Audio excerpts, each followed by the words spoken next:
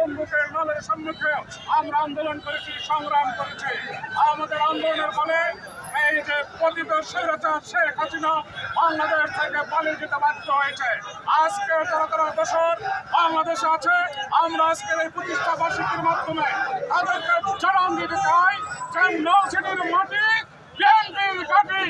নৌসিটিতে কোনো প্রতি স্বৈরাচারের বসবাস হয় না। যদি নির্বাচন নিয়ে কোনো রকমের চক্রান্তের সংক্রান্ত করতে চায় এবং নৌসিটির আমাদের নেতা কর্মীদের সাথে নিয়ে আমরা তাদেরকে প্রতিহত করব। যে নির্যাতন হয়েছে আমাদের উপরে, যে জুলুম হয়েছে